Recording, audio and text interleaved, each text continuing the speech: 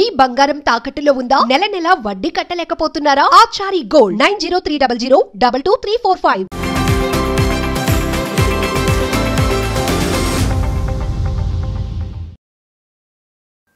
పోతులూరి వీరబ్రహ్మేంద్ర స్వామి అంశతో మీరు పుట్టారని చెప్తున్నారు. అలాగే ఈ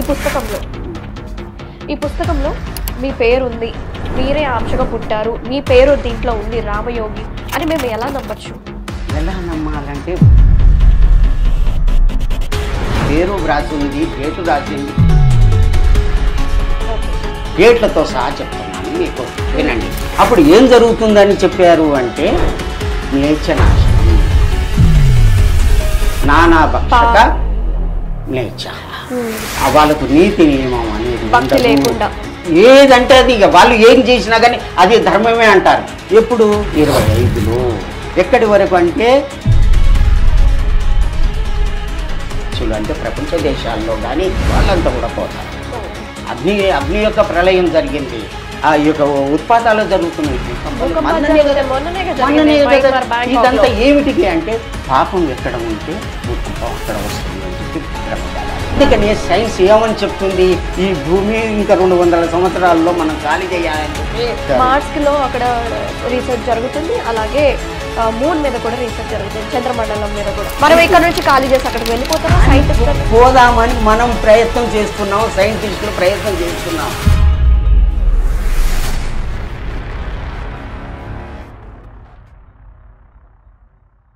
శ్రీకృష్ణుడు ఈ భూమిని వదిలిపెట్టిన తర్వాత అక్కడి నుంచి మొదలు కలియుగం. అక్కడి నుంచి మొదలైతే భట్టి విక్రమార్కుడు పరిపాలన 3044 సంవత్సరం వరకు చేశాడు. వారి వరకు ధర్మం అట్లాగున్నది, అటు ఇటే ఉన్నది. తర్వాత అంతా కూడా మ్లేచ్ఛనాశనం, మ్లేచ్చుల యొక్క పరిపాలన జరిగింది. మ్లేచ్చులు అంటే ఎవరు అంటే ఆంగ్లేయులు పరిపాలించారు, ముస్లింలు పరిపాలించారు, ధర్మం లేని వాళ్ళంతా కూడా పరిపాలించారు. 2000 సంవత్సరాలు పీడించి పిప్పి చేసి భారతదేశాన్ని యూసలు పెట్టారు. ఆ విధంగా చేశారు. ఆ ఉన్న ఒక్క ధర్మం కూడా పోయింది. 4 ధర్మం, ఒక్క ధర్మం ఉండాలి కదా, పోయింది.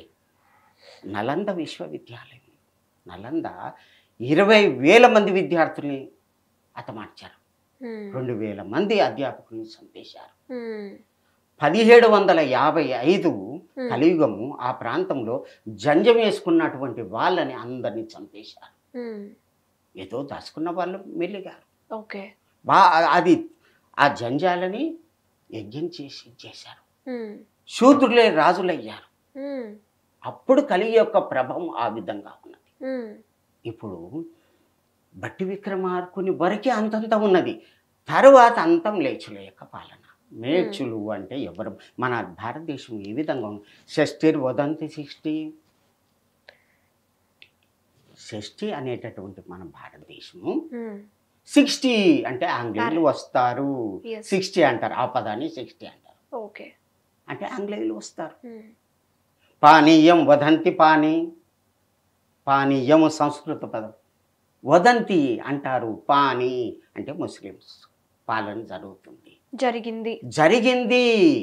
మొత్తం ఆంగ్లేయులు ముస్లింలు ధర్మం అనేది లేకుండా అధర్మంగా పరిపాలన చేసి ఇది చేశారు.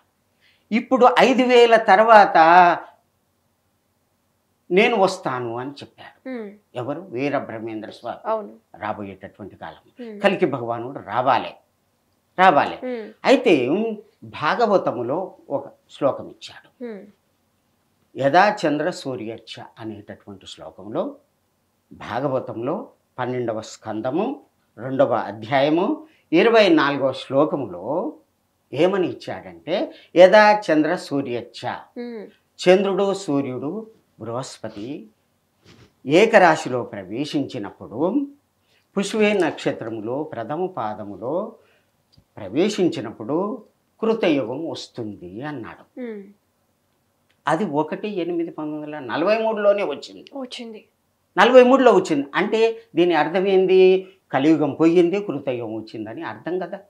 వారు తప్పుడు రాయటానికి వీల్లేదు కదా, వారి వ్రాత ప్రకారం అది కరెక్ట్ కదా. కాబట్టి అక్కడి వరకే కలియుగం, ఘోర ఇది అయిపోయింది, అక్కడి వరకు అంతమయ్యింది. కలియుగం అంతమయ్యింది. మరి ఏంటి ఇంకొక 2035 సంవత్సరాలకే కలియుగం అంత పోతుందని చెప్తున్నారు. చెప్తున్నాను. డేట్ ఇచ్చిండు అక్కడ. ఉమ్, ఎవరు? వేదవ్యాసులు ఇచ్చారు. ఓకే.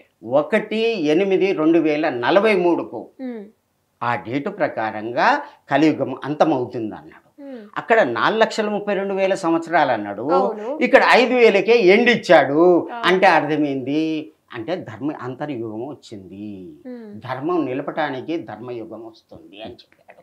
ఉమ్, కలియుగమే ధర్మయుగం వస్తుంది. ఓకే. దాన్ని పరిపాలించడానికి కలిగి భగవానుడు వస్తాడు. వచ్చాడు. ఉమ్, భూదేవి, దేవేంద్రుడు, మునులు అందరూ కూడా 1891 కరనామ సంవత్సరములో ఉమ్, వైకుంఠం పోవడం జరిగింది అని చెప్పి గోవింద వాక్యాల్లో రాయడం జరిగింది. ఉమ్, ఓకే. గోవింద వాక్యాల్లో రాయడం జరిగింది. అయితే అక్కడికి పోయిన తర్వాత స్వామి భూమి మీద అసలుకి ధర్మం అనేది లేదు, ఒక్క పాలు కూడా లేదు, నేను ఉండలేను స్వామి అని చెప్పి మొరపెట్టుకుంటే అప్పుడు వారి అంశతోటి పంపడం జరిగింది. మహాత్ములు, ముగ్గురు మహాత్ములు పంపడం జరిగింది. ఎవరు? వీరధర్మజులు, రామధర్మజులు, వీరగురుడు, ఉమ్, వీరయోగి అని అంటారు. వారితో పాటు ఇంకా నలుగురిని పంపడం జరిగింది. వాళ్ళ తిదివార నక్షత్రాలు, ఉద్భవ స్థితులు అన్నీ కూడా దీంట్లో ఉన్నాయి. ఓకే. అయితే మీ గురించి రాశారు కదా వీరబ్రహ్మేంద్ర గారు. అయితే గురుగారు మీ గురించి ఆయన అంశంతో పుట్టారని చెప్పేసి బుక్ లో రాశారు 6వ అధ్యాయంలో. మరి మీరు పుట్టడానికి కారణం ఏంటి?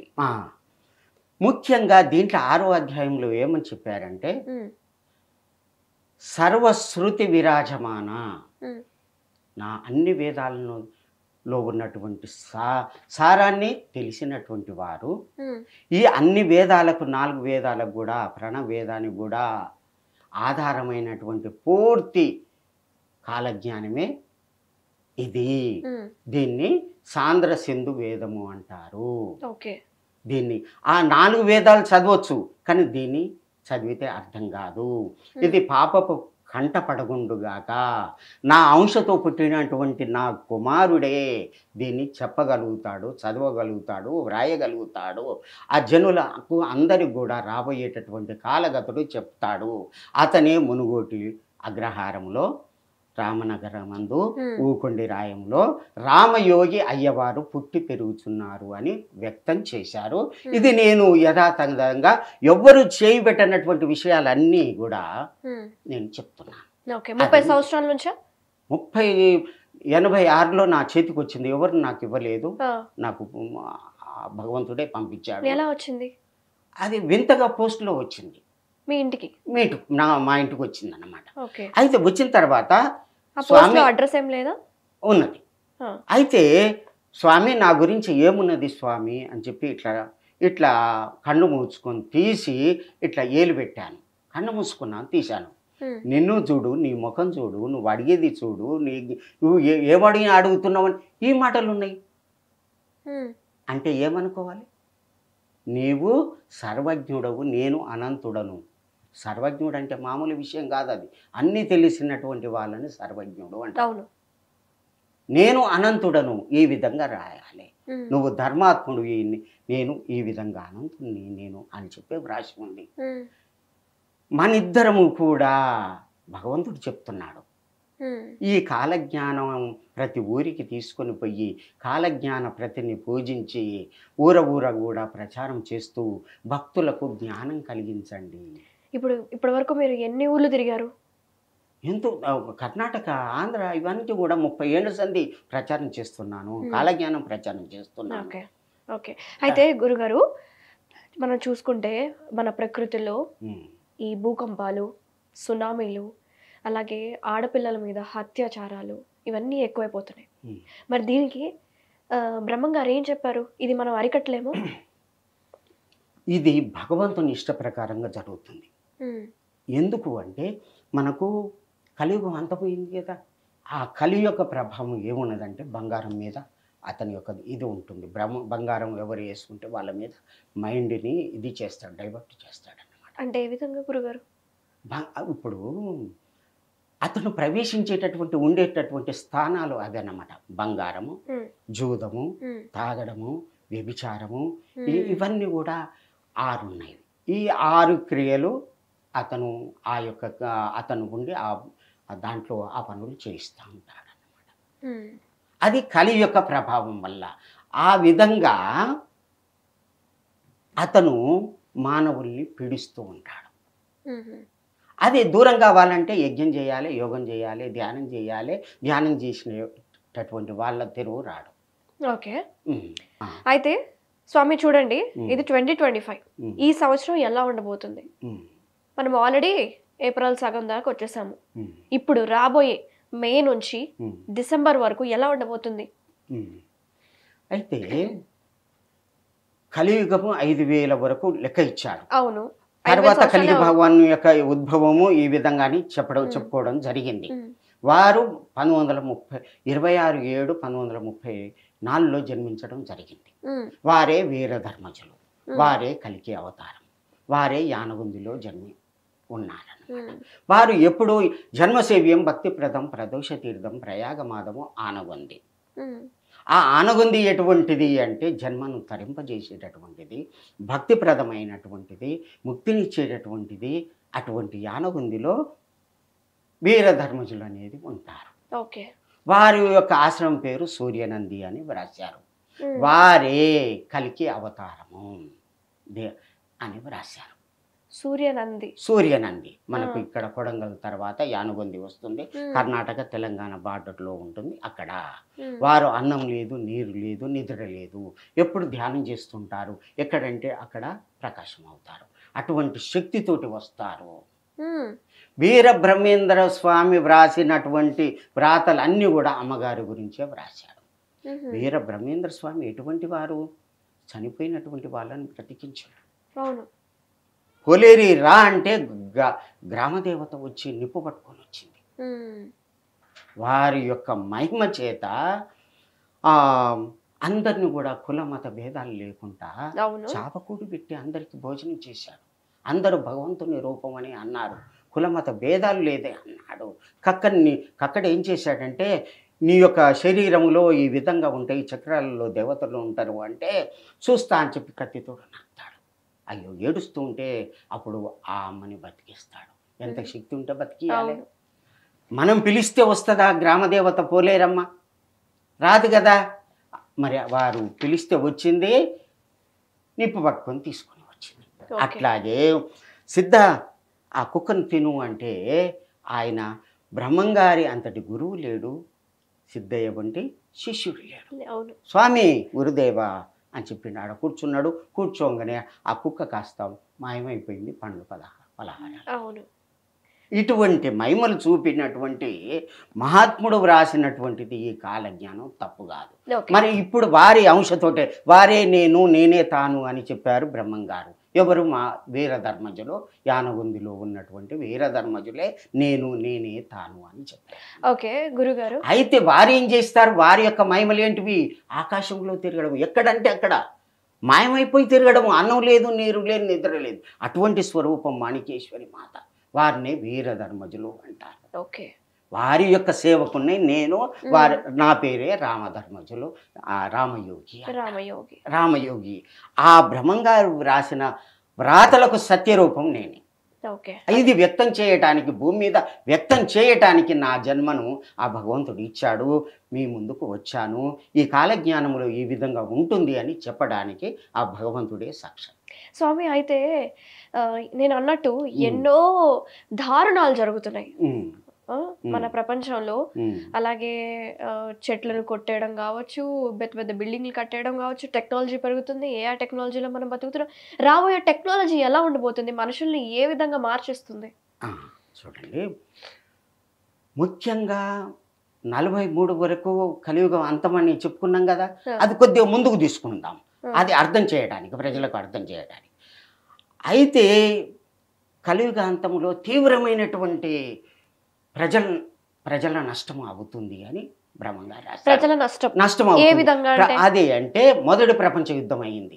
దీని తర్వాతనే ఎప్పుడు అంటే 1914 నుంచి 18 వరకు మొదటి ప్రపంచ యుద్ధం. రెండవ ప్రపంచ యుద్ధం 34 నుంచి 45 వరకు యుద్ధం అయింది. రెండో ప్రపంచ మూడో ప్రపంచ యుద్ధం ఇప్పుడు జరుగుతున్నది. అది ఇప్పుడు జరిగేదంతా అదే మూడో ప్రపంచ యుద్ధమే. మూడో ప్రపంచ యుద్ధం కూడా జరుగుతుంది. పార్థివో భూప వ్యయో భూప క్షయంగతః పునః పంచవర్షేణ వీరభూప భవిష్యతి. ఈ యొక్క రాజుల కాలం పోతుంది. పార్థివో భూప రాజుల యొక్క పార్థివనామ సంవత్సరం వరకు తర్వాత కూడా రాజుల యొక్క పాలన పోతుంది, పంచాయతీ పాలన వస్తుంది అని రాశాడు. ఇప్పుడు పంచాయతీ పాలనే రచ్చగొట్టాలు అంటే పంచాయతీ పోట్లు ఉన్నాయి కదా, ప్రజారాజ్యం వచ్చేసింది కదా, రాజుల యొక్క కాలం పోయింది కదా, అది వచ్చింది. బస్సుల మీద తిరుగుతారు. అరే ఆ లోహ శకటములపై తిరిగేరుమా అన్నాడు. అంటే ఇప్పుడు బస్సుల మీద తిరుగుతారు అన్నాడు. అట్లా విమానాలలో తిరుగుతారు. అవన్నీ సాక్ష్యమైంది కదా. అది ఇంకొక గుర్తిస్తున్నాడు. నిజాం కనిద్వదు ఏడుల భానుడు ఏటగలిసి అన్నాడు. అంటే లాస్ట్ రాసు 7వ రాజు కూడా అంతమవుతాడు. అంటే మన్నాడు దాకా లెక్క ఇచ్చాడు. ఎక్కడ 1950 వరకు 51 వరకు కూడా లెక్క ఇవ్వడం జరిగింది. కాలజ్ఞానం ఎంత క్లియర్గా ఉన్నదో చూడండి. అయితే ఇదంతా కూడా జనాష్టం జరగటానికి చూపెట్టాడు. అయితే ఇప్పుడు జరిగేటటువంటి ఇది ఏమిటి అంటే 2025 నుంచి ఏం జరిగేది, వారు వ్రాసినటువంటి వ్రాతలో ఏకాదశ అధ్యాయంలో శ్లోకాలలో వ్రాశారు. చివరికి వ్రాశారు ఏమున్నది అంటే డేట్లతో సహా చెప్తున్నాను మీకు, వినండి. అవన్నీ కూడా దీంట్లో డేట్ ఇవ్వలేదు, అది కరెక్ట్గా నేను తీసి చెప్తున్నాను. మీనరాశిలో శని ప్రవేశం అయితే అంటే శని మీనరాశిలో 29/3/2025కు ప్రవేశించడం జరిగింది. అయితే అప్పటి నుంచి 2/6/2027 వరకు 2.5 సంవత్సరాలు మీనరాశిలో శని ఉంటాడు. అప్పుడు ఏం జరుగుతుందని చెప్పారు అంటే మ్లేచ్ఛనాశనం. మ్లేచ్చులు అంటే ఎవరు? నానా భక్షక మ్లేచ్ఛ అంటే ఏది గురు ధర్మం లేకుండా ఏది పడితే అది తినేవాళ్ళు, వాళ్ళకు నీతి నియమం అనేది ఉండదు. ఏదంటే అది వాళ్ళు ఏం చేసినా కానీ అది ధర్మమే అంటారు. అటువంటి వాళ్ళంతా కూడా పోతారు. ఎప్పుడు 25లో ఇప్పుడు జరుగుతున్నాయి కదా ఇవన్నీ. దాంట్లో రాయలేదు, దాంట్లో సంస్కృతంలో రాశారు అంతేనా? రాశులు ఉన్నది, తెలుగులో కూడా ఉంది. కాకపోతే చదవచ్చు. డేట్ తో సహా ఇలా రాయలేదు. డేట్లు ఇవే. మీన రాశిలో ప్రవేశం అయితే దాన్ని మనం అర్థమయ్యేటట్టుగా చెప్తున్నాం. 29/3/2025 అని డేట్ తీసి చెప్తున్నాం. అర్థమయ్యే వారు రాసిందే, ఇప్పుడు మనం రాసింది కాదు. డేట్ కూడా వారే రాశారు. 29/3/2025కు శని మీనరాశిలో ప్రవేశించాడు. అక్కడి నుంచి ఎక్కడి వరకు అంటే 2/6/2027 వరకు మ్లేచ్చులు అంటే ప్రపంచ దేశాల్లో కానీ మన భారతదేశంలో కానీ గురు ధర్మం లేకుండా తిరిగేటటువంటి వాళ్ళంతా కూడా పోతారు. ఇప్పుడు జరుగుతుంది భయంకరమైనటువంటి ఇది జరుగుతుంది. అగ్ని యొక్క ప్రళయం జరిగింది.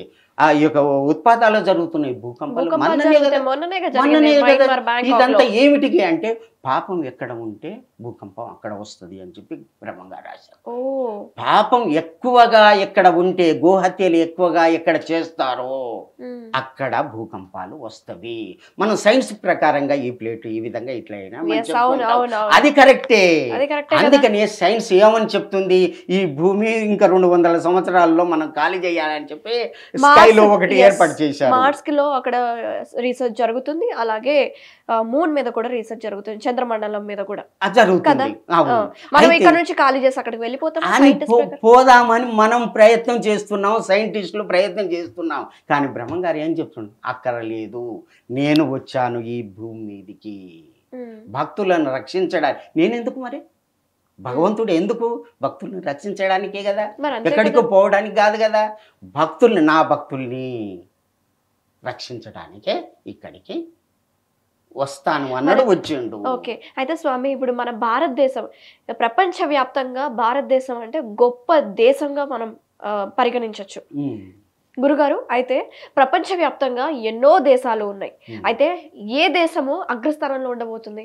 మన భారతదేశమే. ఎందుకు అంటే భారతదేశము అనేటటువంటి పేరులోనే ఉన్నది. ఓకే. భగవంతునికి ఇష్టమైనటువంటి దేశమే భారతదేశం. రమంతే యోగిన ఇది రామ అంటాం. రాముడు అంటే ఎవడయ్యా అంటే యోగులందరూ కూడా రమంతే పరమాత్మ ఎంత ఆ విధంగా సంతోషించేటటువంటి దేశం, భగవంతుని యొక్క అవతారం పుట్టేటటువంటి దేశం ఈ దేశమే. ఇంత మంచి కాబట్టి దేశంలో ఈ దేశంలో సంస్కృతం ఉన్నటువంటి సంస్కృత భాష ఉంటుంది. ఈ దేశంలో మనం పుట్టినందుకు హిందూ ధర్మాన్ని మనం పాటిస్తూ అలాగే సనాతన ధర్మాన్ని కాపాడుతూ ఉన్న మన దేశంలో మరి ఇన్ని ఘోరాలు, ఇన్ని హత్యలు, ఇన్ని దారుణాలు ఎందుకు జరుగుతున్నాయి? కలి ప్రభావం. వాడు చేసేదంతా పాపం పనులు కదా. వాడు బంగారం అందరు వేసుకుంటారు కదా, వాళ్ళ యొక్క మైండ్ భ్రమణం చేస్తాడు. ఇప్పుడు తాగుతుంటారు, అందరు తాగుతుంటారు, వాళ్ళ యొక్క మైండ్ని ఇచ్చేస్తారు. వాళ్ళు ఏం చేస్తారో వాళ్ళకే తెలియదు. ఆ తప్పుడు పనులు కూడా వాళ్ళందరూ చేస్తుంటారు. దానివల్ల నష్టమైపోతున్నారు.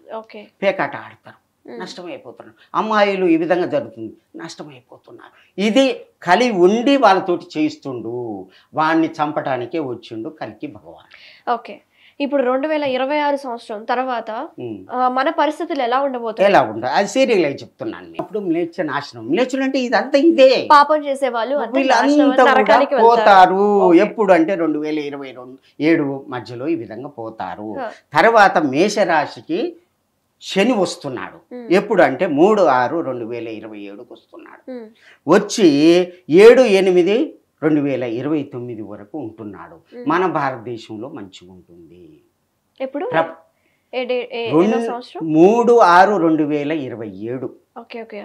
అక్కడి నుండి 7/8/2029 వరకు కించిత్తు సౌఖ్యం అన్నాడు సంస్కృతంలో. కొద్దిగా మంచి జరుగుద్ది. జన నష్టం అవుతుంది కదా, చావులు బతుకులు అవుతున్నాయి కదా, ఎక్కువగా జరుగుతాయి. యాక్సిడెంట్లు అవుతున్నాయి కదా, భూకంపాలు వస్తున్నాయి కదా, జల ప్రళయాలు వస్తున్నాయి కదా, తుఫాన్లు వస్తున్నాయి కదా, భూమి దద్దరిల్లి ఈ విధంగా అవుతుంది కదా, అది కొద్ది తగ్గుద్ది మన భారతదేశంలో. అంతటా మాత్రం భయంకరంగా ఇది ఉంటుంది, భయంకరంగా ఉంటుంది. తర్వాత వరుసగా చెప్తున్నాను. తర్వాత వృషభ రాశికి శని ప్రవేశిస్తున్నాడు. ఎప్పుడు అంటే 8/8/2029 ప్రవేశించి 30/5/2032 వరకు ఉంటున్నాడు. అప్పుడు ఏం జరుగుతుంది అంటే యుద్ధం జరగటానికి ఆస్కారం ఉన్నది. అంటే మూడో ప్రపంచ యుద్ధమా? యుద్ధం అంతే. మన భారతదేశం కూడా పాల్గొనేటటువంటి అవకాశం ఉంది. ప్రపంచ దేశాలు ఇప్పుడు కొట్టుకుంటూనే ఉన్నాయి, బాంబులు వేసుకుంటున్నారు, భయంకరమైనటువంటి చావులు చేస్తున్నారు. రోజు రోజుకు లక్షల మంది ఎగిరిపోతున్నారు. ఇప్పుడు ఎక్కడ చూసినా కానీ చావుల యొక్క వార్తలు. అండ్ చచ్చే వాళ్లకు ఏడ్చే వాళ్ళే దిక్కు ఉండరు అన్నారు. ఎవరున్నారు? ఎట్లా అంటే 1977లో ఉప్పెన వచ్చింది, దివికి తాలూకా మొత్తం కూడా పోయింది, రాత్రి వెళ్ళిపోయింది. అటువంటి ప్రమాదం మనకు ఉన్నది, ఇంకా ఉన్నది. సముద్రం పైకి వచ్చేటటువంటి స్థితి ఉన్నది. ఆకాశం నుంచి ఒక ఉల్క పడుతుంది, ఆ సముద్రంలో పడుతుంది, పడ్డప్పుడు సముద్రం పైకి వస్తుంది. అటువంటి జన నష్టం కూడా జరుగుద్ది. అయినా సరే అంతం అనేది ఉంటుంది. అయితే ఈ విధంగా జరిగేటప్పుడు ఏమైంది అంటే యుద్ధం కావచ్చు, జన నష్టము కావచ్చు, పంచభూతాల యొక్క ప్రళయాలన్నీ కూడా ఇప్పుడే మొదలవుతున్నాయి. కాబట్టి విపరీత జనులంతా సచ్చేరు. హరి గోవింద గోవింద బ్రహ్మము, శివ గోవింద గోవింద బ్రహ్మము, ఏమందు నేనింక చాముండి ముందర ఆనందమన చిందాడి తీరా. నాయన, రాబోయేటటువంటి కాలంలో ఆనందం బ్రహ్మానందం సత్యయుగం వస్తుంది నాయన. ఎప్పుడు స్వామి? ఇప్పుడు వచ్చేటటువంటి అదే క్రియలు చెప్తున్నాను. ఇది అయిపోయిన తర్వాత అటువంటి సత్యయుగం వస్తున్నది. ఇప్పటికే సత్యయుగం అని చెప్పాం కదా, 43కు అని చెప్పాం కదా, మళ్ళీ ఇంకో డేటు ఇస్తున్నాడు.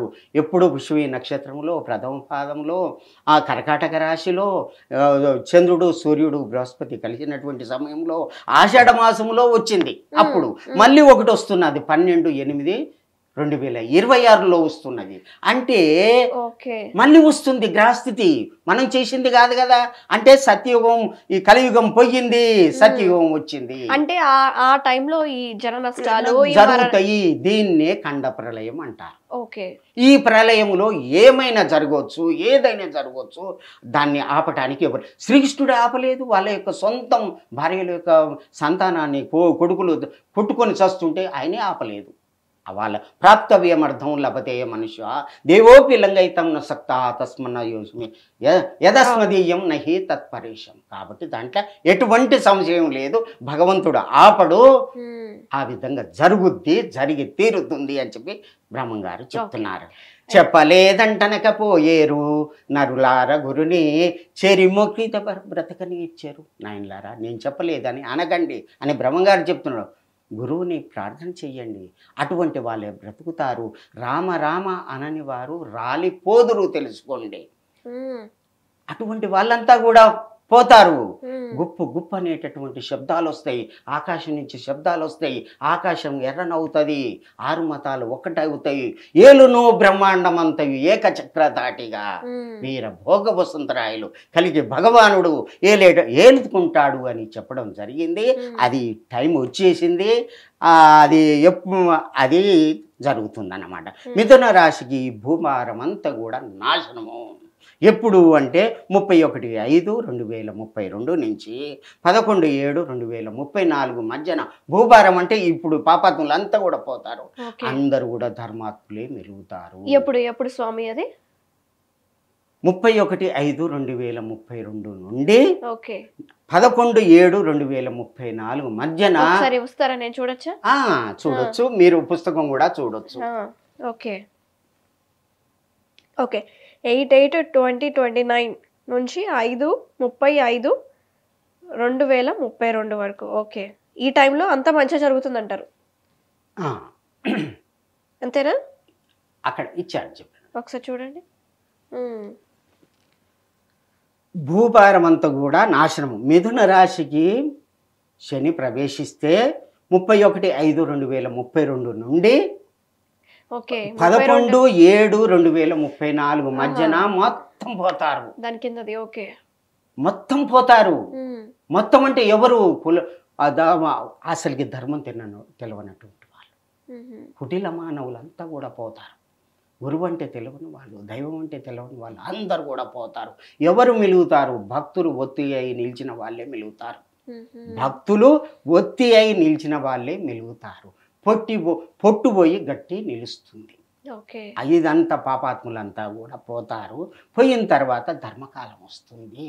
అటువంటి ప్రళయం రాబోతుంది, జరుగుతుంది, జరగబోతుంది. ఇప్పుడు నడుస్తున్నది. మన భారతదేశంలో సుఖంగా ఉన్నామంటే అర్థమైంది, కృష్ణా గోదావరి మధ్య ఈ భాగంలో మంచిగా ఉంటారు. హైదరాబాద్ చాలా బాగుంటది, మంచి మంచి మంచి ప్లేస్ లో ఉన్నాం మనం. ఉత్తరప్రదేశ్ అంతా కూడా భూకంపాలతోటి నాశనం అయిపోతాది. ఉత్తరప్రదేశ్ లో ఉన్నటువంటి వాళ్ళంతా కూడా దక్షిణాదికి వస్తారు. ఆంధ్రప్రదేశ్ తెలంగాణ ఎలా ఉండబోతుంది? చాలా చక్కగా ఉంటుంది. గత నెక్స్ట్ వచ్చే 10, 20, 30 సంవత్సరాల తర్వాత కూడా భగవంతుడు ఈ ప్రాంతంలోనే పుట్టాడు, ఇక్కడనే పరిపాలన జరుగుతుంది. కానీ పాపాత్ములు పోతారు, పుణ్యాత్ములు ఉంటారు. అంతట తెలంగాణలో అని రాశాడు. ఇప్పుడు 416 సంవత్సరాల క్రితం చెప్పినటువంటి ఇది ఇప్పుడు తెలంగాణ అని మొన్న వచ్చింది కదా, తెలంగాణ అని రాశాడు. కర్ణాటక అని ఎప్పుడో ఇది మొన్న భాష ప్రయుక్త రాష్ట్రాలు ఏర్పడినప్పుడు కర్ణాటక అని పేరు వచ్చింది కదా. 400 సంవత్సరాల క్రితం ఏడ ఉంది? ఆ పేరు కూడా లేదు. ఇప్పుడు పేరు ఇచ్చాడు. నైజాం 7వ ఖనిద్వదు 7ల బాణుడు ఏట కలిసి అన్నాడు. నైజాం రాజు అని కూడా చెప్పాడు కదా, 7వ రాజు అని కూడా చెప్పాడు కదా. అట్లాగే బస్సులు అని కూడా చెప్పాడు కదా.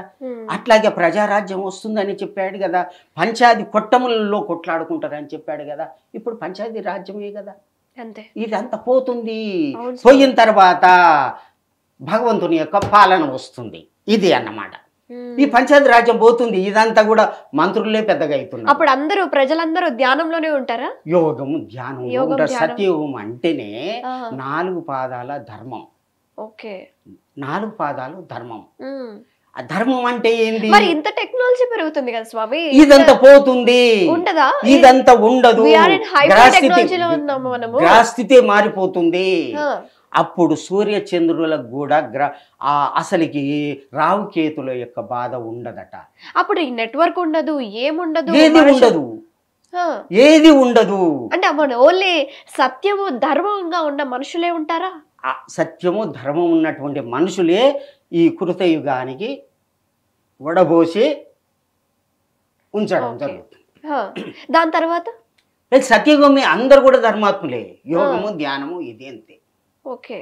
మంచి రోజులు ఎప్పుడు వస్తాయి? మీరు మా ప్రజలకి ఏం చెప్పడానికి వచ్చారు, ఏం చెప్పాలనుకుంటున్నారు? ఈ కాలగతులన్నీ కూడా తపస్సు చేసి మహాత్ములు వ్రాసినటువంటిది సత్యం అన్నమాట. వేదవ్యాసుడు తపస్సు చేసి వేదాల్లో ఉన్నటువంటి సారం అంతా కూడా 18 పురాణాలలో అందరికీ తెలిసేటట్టుగా వ్రాశారు. దేని కొరకు? ప్రజలకు తెలవటానికే కదా, ప్రజా ఉద్ధరణ చేయడానికే కదా, భక్తుల్ని ఉద్ధరించడానికే కదా. ముందుగా చెప్తాం, చిన్నపిల్లలకి ఏం చేస్తాము, ఒక టీచర్ ఏం చేస్తాడు, నాయన ఇట్లా ఉండు, ఇట్లా చెయ్యి అని చెప్పి చెప్తాడు. వినకుంటే ఏం చేస్తాడు, మళ్ళీ ఇంకోసారి చెప్తాడు, మూడోసారి ఏం చేస్తాడు, వేస్తాడు. అంతే. ఇప్పుడు ముందుగా చెప్పిండు. కలికి భగవాన్గా అమ్మగారు వచ్చారు, వీరధర్మతులు వచ్చారు, తల్లిలాగా తపస్సు చేశారు, అందరికీ దారబోశారు. అందుకని అప్పటి నుంచి 34 నుంచి అందరు కూడా ధ్యానము యోగము అనేటటువంటిది ఇది ఉన్నది. అంతకుముందు లేదు. అందరు మన భారతదేశం అంతా కూడా ధ్యానం చేయాలి, యోగం చేయాలి, తపస్సు చేయాలి అనేటటువంటి భావన అందరిలో కలిగింది మన భారతదేశంలో, ప్రపంచం అంతా కూడా. ఈ స్థితి కావడమే సత్యయుగ లక్షణం. ఓకే, ఇది వచ్చింది కదా. అయితే ఎప్పుడైతే ఈ విధంగా వచ్చిందో ఈ యొక్క ప్రజా నష్టం అంతా కూడా, మూర్ఖులై ఉన్నటువంటి ప్రజా నష్టం అంతా కూడా జరుగుతుంది. ఎప్పుడు జరుగుతుంది అంటే ఆనందనామ సంవత్సరము 1934లో కలియుగ ధర్మం పోతుంది. 34లో కలియుగ ధర్మం అనేది పోతుంది. ఓకే, కలియుగం అనేది ఉండదు, అంటే అంతమైపోతుంది. కలియుగం అనేది అంతమవడం, కలియుగ ధర్మం అంతమవుతుంది. కలియుగ ధర్మం అంతమవుతుంది ఎప్పుడైతే 2034లో ముందే అయ్యి అక్కడి నుంచి సత్యయుగం అంటే కృతయుగం. కృతయుగాన్నే సత్యయుగం అంటారు, సత్యయుగాన్నే కృతయుగం అంటారు. కృతయుగం, త్రేతాయుగం, ద్వాపరయుగం, కలియుగం అన్నమాట. ఈ యొక్క సత్యయుగంలో అందరూ కూడా పుణ్యాత్ములే ఉంటారు. ధర్మము, న్యాయము, సత్యము, దానం చేస్తారు, తపస్సు చేస్తారు, యోగం చేస్తారు. ఈ విధంగా ఇవన్నీ వీటిని అంటారు సనాతన ధర్మాలు. అంటే ఇవే, వీటినే సనాతన భగవంతుడు నిర్దేశించును. సత్యము, ధర్మము, దానము, తపస్సు, ఇవి 4. వీటినే సనాతన ధర్మాలు. ఈ మార్గంలో నడుస్తారు ప్రతి ఒక్కరు కూడా. మనకు నడుస్తుంటే తట్టురాయి తలిగితే, దెబ్బ తలిగినప్పుడు అమ్మానికి కిందికి వంగుతాం కదా, అటువంటి దెబ్బ తలుగుతుంది దేశానికి, ప్రపంచానికి, అప్పుడు కిందికి వంగుతారు. అయితే మరి ఇప్పుడు ప్రెసెంట్ ఈ జనరేషన్లో మేమున్నందుకు, మా చుట్టుపక్కల మా అందరూ ఈ ఈ జనరేషన్లో ఉన్న వాళ్ళందరికీ మీరు ఏం చెప్పాలనుకుంటున్నారు? ఇటువంటి ఘోరాలు చూస్తున్నాం కదా, బయటపడాలంటే ఏం చేయాలి? ఏం చేయాలి? ఇప్పటికైనా కానీ టైం ఇస్తున్నాడు భగవంతుడు. మీరు ఏం చెయ్యాలి అంటే అందరూ కూడా, గురువులందరూ కూడా ధ్యానం చెయ్యండి, యోగం చెయ్యండి, శ్వాస మీద ధ్యాస పెట్టండి, ఈ విధంగా కూర్చోండి అని చెప్తున్నారు కదా. ఎంతోమంది గురువులు చెప్తున్నారు కూడా. ఆ విధంగా చెయ్యండి. అంతే. ఏకాగ్రతతో ఉన్నటువంటి వాళ్ళే ధ్యానం కుదురుతుంది. వాళ్ళ యొక్క వయసు ఎంత ఉందో అన్ని నిమిషాలు కూర్చోండి. ఏం లేదు, మంత్రం లేదు, తంత్రం లేదు, ఏది లేదు, ఒక దీపం పెట్టుకోండి. ఆ దీపాన్ని చూసుకుంటూ కూర్చోండి. 1 నిమిషం కూర్చోండి, 2 నిమిషాలు, 5 నిమిషాలు, అది ఏకాగ్రత వస్తుంది. చిత్త వృత్తి నిరోధ యోగ అంటారు. అంటే మనసులో పుట్టినటువంటి పనుల్ని నిరోధించడమే యోగము అని అర్థం. అంటే దాన్నే యోగ శాస్త్రము, అదే దైవశక్తి అన్నమాట. అయితే మనుషులు ఈ విధంగా మోక్షం పొందొచ్చు అంటారా? అంతే కదా. మోక్షం అంటే అదే. ఎప్పుడైతే మనసుని నియంత్రిస్తావో అది కూర్చొని అది ఆ శక్తిని ఇస్తుంది, ఆత్మకు శక్తిని ఇస్తుంది. శక్తిని ఇచ్చినప్పుడు నీలో శక్తి, దైవశక్తి అనేది పెరిగి అదే మోక్షానికి దారితీస్తుంది. బా, చాలా చక్కగా చెప్పారు గురుగారు. నిజంగా థ్యాంక్ యూ సో మచ్. అడిగిన వెంటనే మా స్టూడియోకి వచ్చి కలియుగం గురించి జ్ఞానం మాకు ఇచ్చినందుకు థ్యాంక్ యూ సో మచ్. నమస్తే. నమస్తే అమ్మ.